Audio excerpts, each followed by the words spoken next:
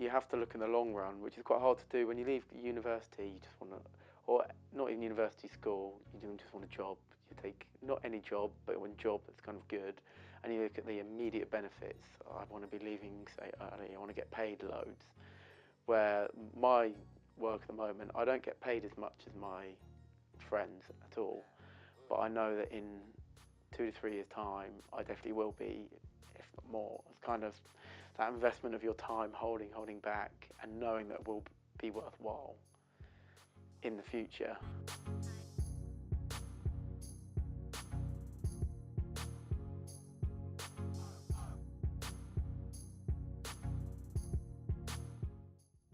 So my name's Oliver Quinn.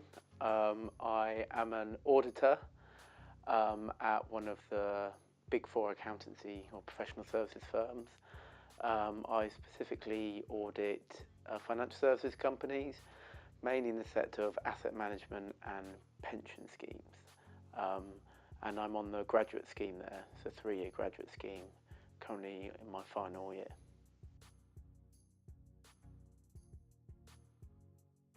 So as auditors, each company, or almost every company, has to produce a set of financial statements. And an auditor, we basically provide an opinion on those financial statements, whether they're true and fair. So basically a company's not massively distorting and lying to their financial statements. And obviously in companies that are, say, on the FTSE 100, big companies, those financial statements are used by a lot of investors and analysts. That depends the stock market price, etc. But also they're used for non-listed companies to provide all their stakeholders, employees, and anyone investing in them kind of comfort over what the company's doing. So we ensure that what's displayed there is true and fair. We don't necessarily say if they're correct or not, because we don't shoot ourselves in the foot, because they may not always be perfectly correct. But that's in essence what we do. So we inspect a lot of their whole processes and controls and their numbers.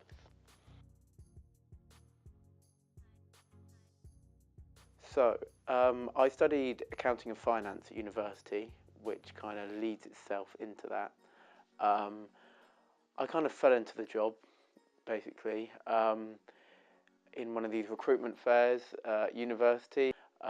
My skills naturally flowed into accountancy, and therefore I applied to the grad scheme with the idea that I knew there were good prospects beyond it. I didn't necessarily know if it was me for the long run.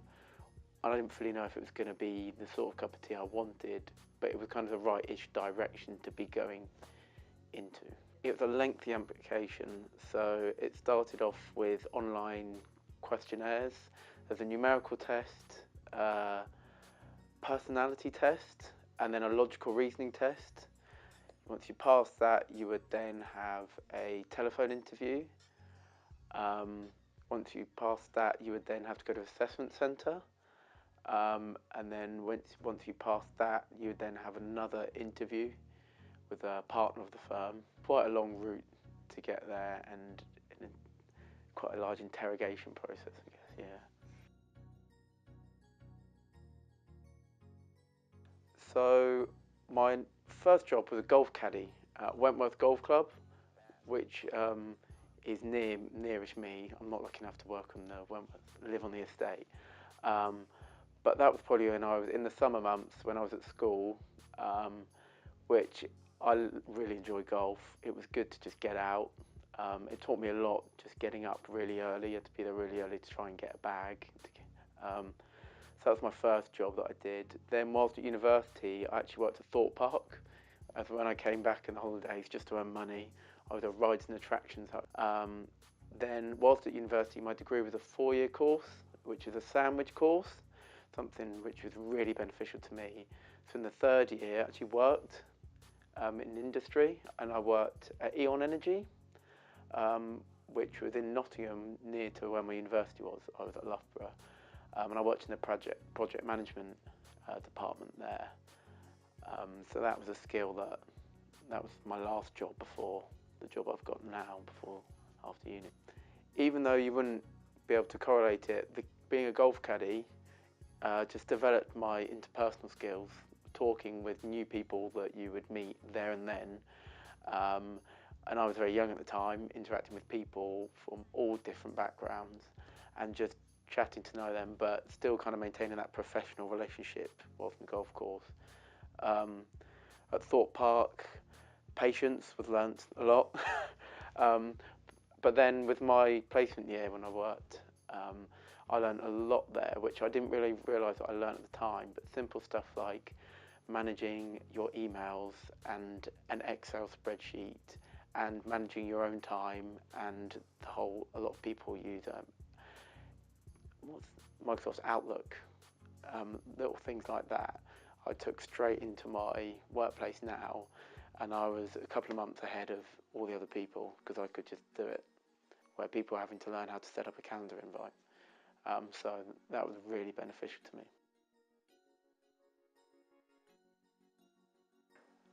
A typical day, so I used to get the 7:09 or the 7:40 from my home station to work. I get the train into work. Usually when I get in, I write my to-do list every day, just to make sure I'm on track and realise the stuff I've been putting off for the last day or last week. I'll go through my emails, and then the good thing about my job at the moment, it varies a lot day to day. It's kind of a lot of different projects you work on, a lot of different audits, because you have various different clients, you're working on different audits, and as you kind of progress through, you're working on more than one at the same time. So now my current role, I'm kind of managing like part of a team that's below me on a specific audit or project, and making sure that we're getting the right information from the client. So making sure kind of the middleman between getting the right information from the client and then a team working on the information and making sure they all know what they're doing. But then there are more senior people above me, and I'm kind of making sure to manage their expectations as to what we're supposed to be doing. And they're also informing me of what I should be doing. And yeah, initially I was just kind of working on one or two engagements, doing the work. And the work is basically receiving working papers from the client to support what is in their financial statements. And we have certain procedures that you have to do to make sure they're true and fair and not kind of materially misstated and wrong. But now as I'm going kind of progressing through, it's more managing people and making sure we're all moving in the same direction.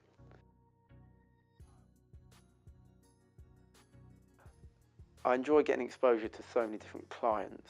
So basically I get to see loads of different companies and their processes, what's good, what's not good. That's something, if you're at one company, you don't really see. So I've been to many different companies, some really big names and some small. It's just interesting to see how they all work, or how they don't work. I'll also be inspecting board minutes of a lot of big companies, so stuff you see that's going on, you often know a bit before what's actually happened. With my company, it's a real diverse range of people, which is good, and quite a young group of people. There's a lot of people going through the graduate scheme, so they're all in and around my age, which is good to like be able to work with them. And also my company pays for me to go through my accountancy qualification, and whilst it can at first seem annoying that you're doing exams again, I'm still doing exams, but it's something that I'm actually learning this is actually really relevant, and my company is paying for me to do this, and I'm learning more, and then I see maybe my other friends who are at different companies, and maybe they're enjoying their jobs, but they're not learning as much as I feel I am, and that will benefit me in the future. Well, the nature of auditing is you're kind of going to companies and inspecting the work they do, not critiquing it, but you have to understand what they do, and you are posing questions to them, and often they kind of asking why they've done certain things, and to them that can be quite what's the word, intruding, which is understandable. There's a phrase, no one really likes an auditor because we're kind of seen as the police just coming in. So it can be hard to maintain that relationship with clients because they don't necessarily want you there the whole time. So that's really can be challenging. But then on the flip side, in the long run, you're developing really good interpersonal skills. But maintaining work-life balance is something I have struggled with, especially with studying exams. That's another thing that may be the drawback. May seem a drawback right now, as I am making a lot of sacrifices, not going to as many parties. I've had to withdraw some of my hobbies for now, but that's just for now. So yeah, maintaining a work-life balance is something that it can be quite difficult as well. I'm quite fortunate. The companies I can mainly do from the office, and with technology nowadays, you can pick up the phone, share your screen with the client. But a lot of other, like my colleagues, are out at the client site the whole time, and sometimes that may mean you're in Sheffield for 3 weeks. Obviously, that's quite rare, but that does happen a lot. It's something that I actually don't enjoy. So now, as I'm kind of progressing a bit more, I can kind of dictate whether we do or not. But it can mean travelling a lot. So that can be a good and a bad thing. Some people I know have travelled abroad to the Bahamas for 2 weeks because it's needed. But that's depends on what you enjoy. It's actually changing the nature of the industry. They used to really be wanting people with the accounting qualifications from university to go in to the auditing or accounting. Now they more so take people from more rounded any degrees, and they don't even need a degree now. People can go straight from school on an apprenticeship scheme. So there's no real training that is needed. Initially, it used to be you had to be very numerical, and you had to be very good with numbers and maths, sort of thing. But that is changing now massively with the whole industry over the last few years. For instance, I had to do a personality test when I got in because the nature of the industry, robots can do a lot of the hard number stuff now. So we now, as auditors, have to be better with people and talking to them and maintaining relationships. So it's moving away from that now. So the whole recruitment process is changing as that goes on. So the skills that you need now, I'd say more so is being very personable, being able to interact with a diverse amount of people and deal with problems, and how you kind of deal with all those different circumstances you're in. But when you do get into the company or the industry, you will do the qualifications, which I'm doing now, which it does involve a lot of numeracy, so that is beneficial, I would say.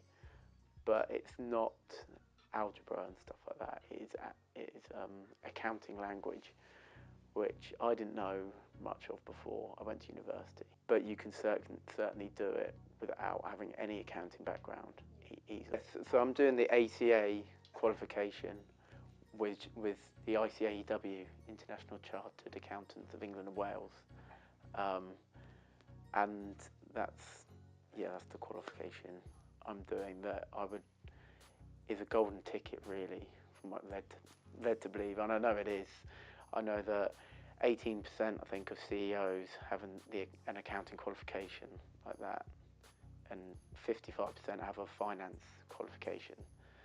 So it is highly regarded. And when I look on job applications now, for a lot of the jobs I'm looking for, people look for ACA qualified as a minimum, and then Big Four, from the Big Four would also be a benefit as well.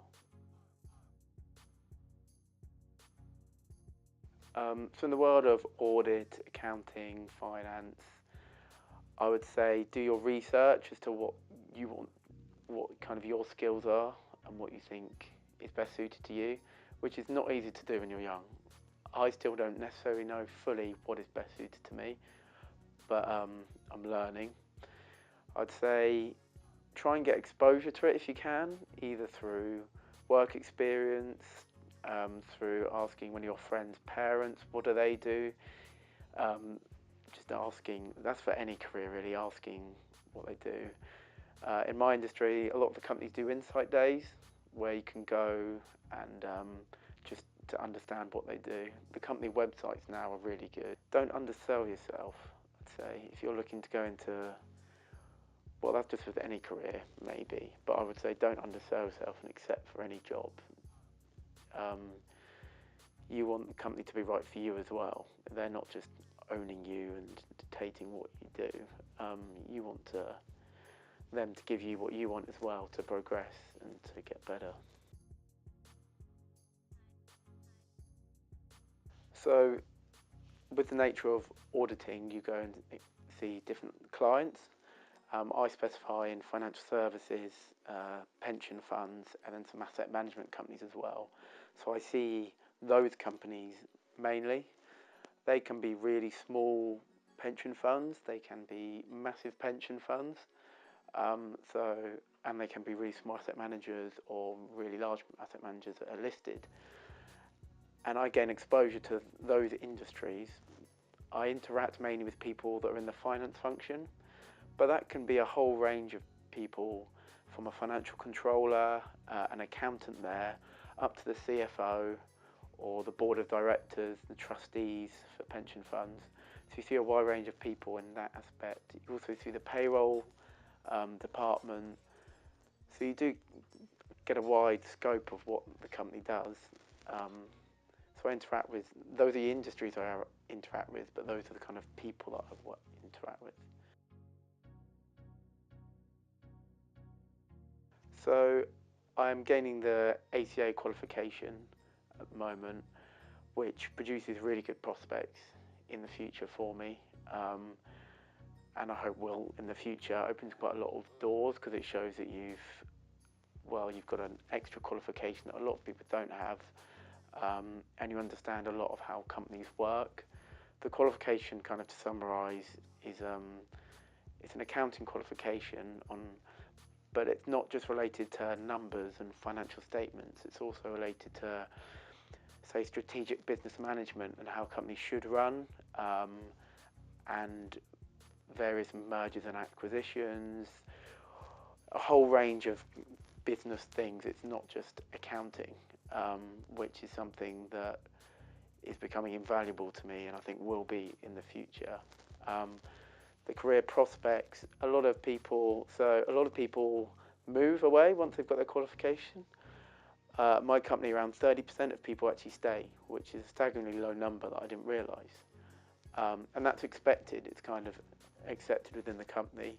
So 30% of people may stay and kind of move up through the ranks in the company, and can go on to be a partner at the company, where they actually own part of the company. And that track can take around 12 to 20 years as expected. But obviously only 30% of people stay because not everyone can progress. Then the majority of other people leave. They can go into industry, often working at companies where they've kind of been auditing like their clients. So I may look to go and work in asset managers or some pension funds, because that's kind of the area I understand most. Investment banking kind of analyst roles, or not even just investment banking, being a financial analyst, a lot of companies, there's a lot of prospects to move into that. With the qualification, you can basically walk into any financial role you like into most companies, if you've got it from a very reputable company as well. To then kind of go into more analyst and maybe mergers and acquisitions role can be harder because a lot of people want to get into those kind of quite high, deemed high up jobs. So there's a lot of kind of prospect there, but mainly finance. But then also you can move away from non-financial work, it is, but mostly the finance function. So I said earlier, a lot of high up CFOs, for instance, chief financial officers, will have an accountancy qualification or form of accountancy qualification. So hopefully the prospects are high in the future. I think with most jobs, it's a bit of a gamble. You're not going to fully know what you're going to be stepping into, because role of a associate at one company is something completely different company. So firstly, don't just be attracted by the name. I'd look within that and look see actually what the day-to-day activities are. I wish I knew a bit more about the day-to-day activities, which is something you don't find in a job prospectus. You don't find how often you're going to be travelling. They won't tell you really your hours. I'd quite like to know more about the work culture, which is something I would recommend maybe asking when you're being interviewed. What's the work culture like? And you may be able to gain an understanding of that. But understanding working hours, it may not be something you want to raise in an interview, but understanding kind of what you're expected to be doing, how your life's going to plan around it, and how flexible the company will be to fit with your kind of hobbies and things you want to do. Because nowadays, flexible working is much more of a big thing, because people should be able to kind of, if they want to get in early, leave earlier, because then they've got to go maybe pick kids up from school, or maybe they have a certain hobby that they do. So find out those little intricacies would be good. Don't undersell yourself, which is easy to do. Even when applying for jobs, maybe applying for jobs that you think you may not get that are above you. The worst thing is you don't get the job. It would be even worse if you get a job that you've definitely undersold yourself at and you're stuck there and you're not progressing. Especially if you don't get the job as to what you're looking for, you can then say, okay, they will usually always feed back to you with why not. You then understand what they're looking for. You can go away and get that exposure, or you just learn, you've just had more exposure to another interview or assessment centre, so you know it's just better practice. I would say kind of take control of your career as well. That's one thing I'm learning now. Just because you work for a company doesn't mean that they control you. It's your life. You control what you want to do, and you kind of almost be selfish at work. With to say you want to lead in a certain direction, it may not fit in necessarily with the company in the long run, but be selfish as to what you want to do and what you want to achieve, and try and get as much exposure to that as you can. And also probably the little jobs like being a golf caddy, working in a coffee shop, working at an amusement park, that is not a rubbish job at all. That actually definitely makes you the person you are. And I think that definitely helped me put everything into perspective and build those soft skills which a lot of people can't teach. And you may not be able to show those soft skills in an interview, but they will realise quickly when you've got the job that they kind of pay the dividends. So they are worth it, for sure.